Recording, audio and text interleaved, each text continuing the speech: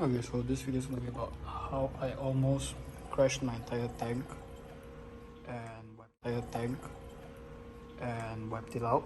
So I think some of you guys might know that I had a huge colony down here of Bali Slimer.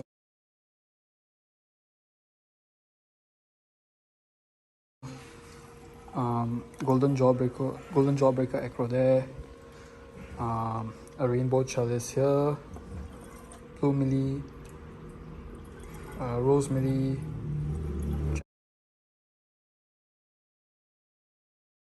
rainbow millie, red planet acro. Can't remember what was here, but yeah. So my digitator's on the ground here. So I have one here and one here, and yep, pretty much. Here was this digitator here, and up here was this purple one. And yeah, that's how I almost wiped out my entire tank. In terms of fishes, I had a gold striped maroon clown, which had been with me for almost a year. A nasal tang, and the Mandarin dragonet. That Mandarin dragonet had also been with me for a year. So it's kind of sad to see all of them die. Most of my fishes that died were with me for quite some time. The maroon clown was my first fish, one of my first few fishes. So what's left in this tank is, obviously from what you see, a yellow tang, a blenny, bird wrasse. I also have a blue tang and unicorn tang in there, which are hidden somewhere, I can't find them, and the sea hare. So how I almost wiped out the tank was pretty simple. I also had a Walt Disney behind here. So this is how the story started. So ever since I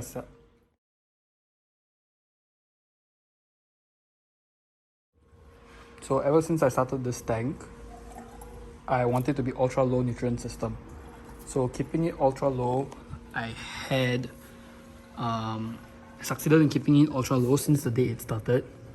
And what had happened was that whole time I wanted again pastel colors from acro. And as my skills got better, I decided to give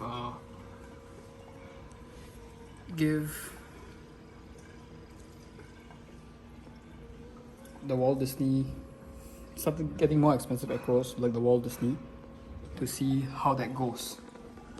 And so yeah, the Walt Disney that I had gotten was really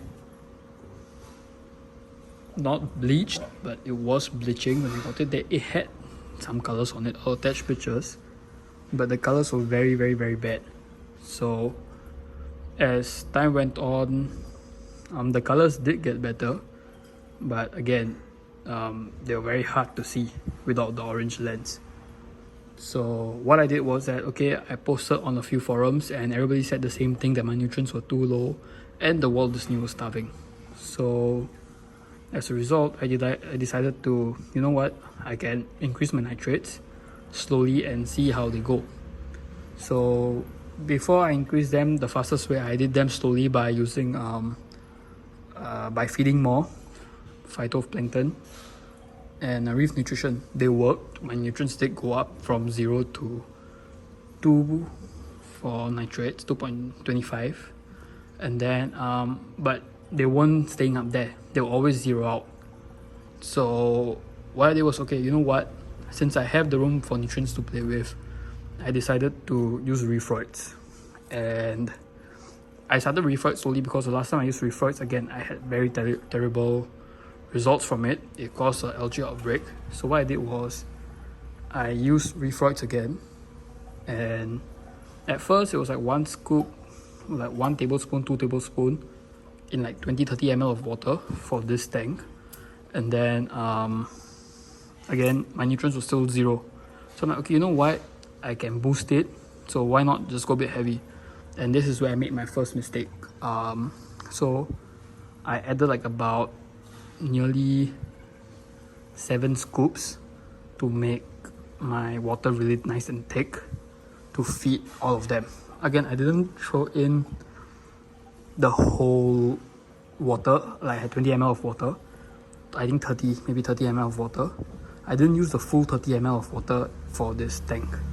I used whatever I did to feed the acro, and that's it. The rest I disposed of it, because I know if I put this much in, it will have a severe effect. So I think that was my first mistake. I didn't think it through. Secondly, what I did was, that happened, and again, no ill effects. I'm like, okay, cool. So what I didn't know that it was piling on to the effects. So maybe 2 days later, I started seeing brown hair algae all over my rocks and on the bottom of my glass here. You can't see them on the rocks now. I think there are only a few patches like here. But then it wasn't that bad. So I thought, okay, you know what? Maybe I'll scrub it out and see how things go from there. So as I was scrubbing it out, again, scrubbing it and siphoning it, it was alright. The rocks were clean. The next day, I came back from work and I saw the full tank was covered in dinos. What I assume is dinos. Again, I didn't test it. It was just algae with bubble and slimy. So I'm like, okay, you know what? This is out of control. It was covering my Walt Disney, was covering my golden jawbreaker acro. I'm like, okay, so this needs to be taken care of. I dosed dino eggs with a blackout, and I think that's where I made my second mistake, dosing dino eggs and doing a blackout together. The first day of the blackout, everything was great. Algae was gone. Water was very clear. The second day was when things started to go haywire. So the second day, most of my frags RTN literally overnight. So I lost my Walt Disney, I lost my golden jawbreaker acro. My rainbow chalice was already covered with algae, so it was gone.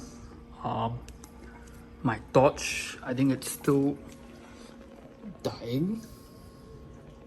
And yeah, my rainbow acro was also one of the first, rainbow melee was the first to grow. My royal blue melee was the other one to grow. But yeah, so I lost them. And then my gigantic Bali Slimer colony, which was over here. So prior to this, I always ran carbon in only a media bag. But recently I had bought a reactor to run carbon in. And ever since I did that, the tank became very cloudy. But I don't know if that's the carbon or what that is that caused that. But there was definitely a bacterial bloom that had happened. After I spoke to a lot of people, they said that it was because of dino eggs and blackout. Together, it was effective that it killed off all the algae. And the algae caused an ammonia spike. The ammonia spike caused a bacterial bloom. The ammonia spike was also responsible for killing my corals and the fishes, which is explainable. The strongest survivor here is the clam. It has been doing well. And this hammer. This hammer has been doing very well since everything that is happening. I'm not usually stay close up because of the flow. But a lot of people did say that my flow might be an issue, but I don't think my flow is an issue. I have 2 gyros on max, both on max. So I don't think flow is an issue. So now what's the plan is that I have been doing 20% water changes every day. After my fishes started dying, I'm just okay, you know what, I have a yellow tank in there. I don't want to risk that guy. So I started doing 20% water changes. They have been doing well. The blue tank initially was showing signs of they might not be making it. It was hiding everywhere, not eating. But ever since I've done that many water changes, the blue tank has been doing fine. It's coming around, swimming around, eating, not hiding anymore. Yeah, and this acro was starting to STN. I thought it was going to RTN overnight, but it had stopped. Only the base has been affected. The rest is doing fine. Even the water is still cloudy now from what I see. The camera can't catch it, but it's still definitely cloudy, but not as much as it used to be. I think I can show you from here what the camera can see. If you can see, you can't see the other side clearly. So yeah, it's still cloudy. And so what's the plan now is big water changes. I'm going to change the tank's volume 1.5 times to make sure everything, all the old water is gone. Everything is changed out. After that, probably 2 weeks later, I'll clean out the sump. So as for the sump now, I have this filter pad here to catch as much algae coming out as possible. Again, more filtration here. So I usually change this out every 1 to 2 days. This is every 2 days. In here is every, the filter floss in here is every 4 days, because this catches most of the particles that needs to be catched out. And this is my refugium. So as you can see, it's filled with algae, hair algae, cyano and everything. Let me switch off the red light so you guys can see the cyano. It's not that clear, but let me try to get better. Yeah, so you can see on top. So I also have a wave maker in there, creating some flow. And then finally it goes through the frozen skimmer. The skimmer is not off because it just got water change. And also it had overflowed just now because I kept the pump off feeding more and I forgot that the skimmer was on. So everything overflowed into the sun. You can still see some bubbles from the overflow. And yeah, and then there's carbon running. So now I'm still running the carbon in the reactor to make sure that it's effective. And I think once I'm done with this, I'll remove the reactor and just leave the carbon in the media bag. And I'm changing the carbon out every 2 days so that if there's toxins in the water, it's getting cleared out. And yeah, so straight from there to the return chamber and to my chiller and back up. So in terms of that, I still think the tank is doing well. I do see some new coralline growth on the rocks here and there, and I think most has started to recover. But yeah, so I'll be doing just water changes, not dosing anything at the moment. No calcium, magnesium or anything, trace elements, at least for next one, because I'm doing 20% water changes every day, which is about 3 pills. So doing that every day to get everything back on track. I think the more important thing now is to judge by the cloudiness of the tank, because from my point of view it's still cloudy. But yeah, so I'm also getting a UV, but I won't be running the UV full time. I'm just getting it to clear up any spores, bacterial bloom or anything for the time being. And then once I'm done with that, I'll stop using the UV. And also I'll be cleaning out the refugium. Once the display tank is done, the refugium, I'll be taking out this keto and throwing it away. I also have some media in here that has algae all over it, so I'll give that a clean. And but I'll be cleaning them one by one. I still have some media in here, which is great. It has no algae on it, but this is more. I think I only have a liter of C4X in here. Most of my biomedia is in there. So I'll be giving this a clean. Before I give this a clean, I'll obviously get a bit more of biomedia to replace this media in here for the time being. So, which means is that I'll just soak the media in there, that chamber, and then maybe a week, 2 weeks later I'll remove this, give it a nice clean, and yeah, and probably dose Microbacter 7.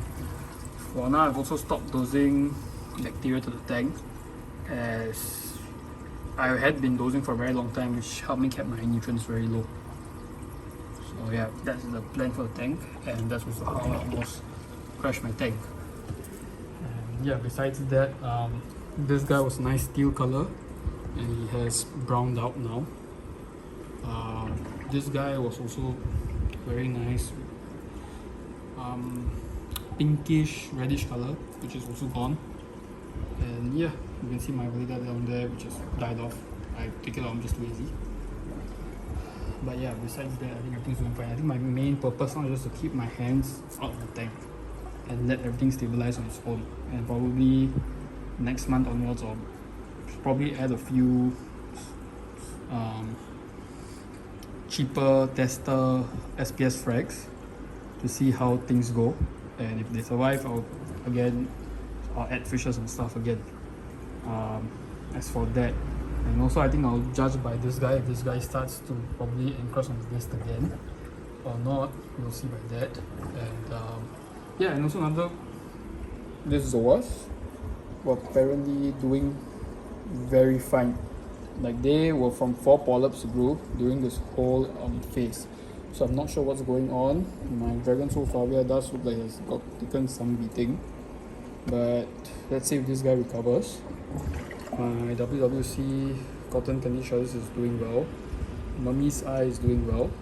And yeah, so the clam is also doing very well. Let's just see how the tank goes from now.